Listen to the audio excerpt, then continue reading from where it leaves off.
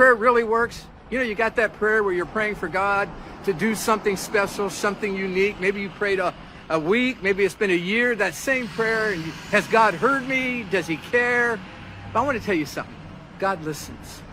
God hears. I like what David said here in the Psalms. I love the Lord, for he heard my voice. He heard my cry for mercy.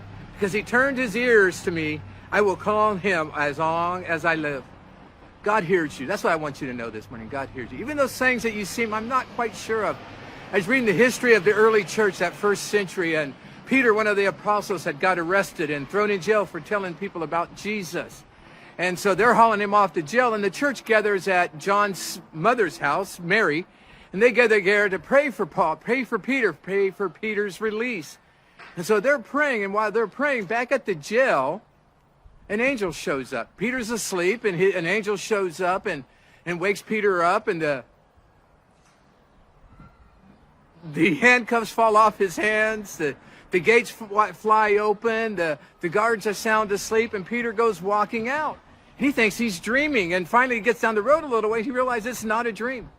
So he runs over to Mary's house and knocks on the door and says, it's Peter, because Rhoda won't open the door. She doesn't know who it is. Are they there to arrest all of them that are praying? And so she doesn't open the door. And she goes, it's Peter, and she recognizes his voice. So she runs in to tell everybody without opening the door. She runs in.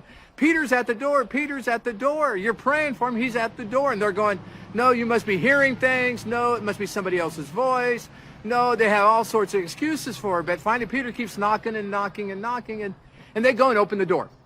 And sure enough, it's Peter. Here they are praying for Peter's release, and they don't even know he's knocking at the door. God had heard them from the very first moment.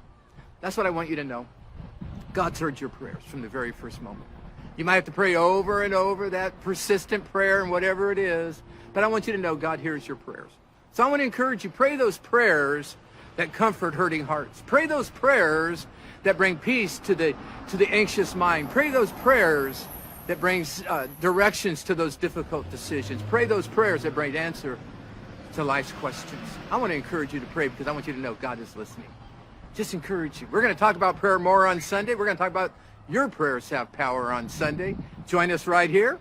Join me online. Whatever you want to do, we're going to have a great time as we find the power of our prayer, my prayer, your prayer.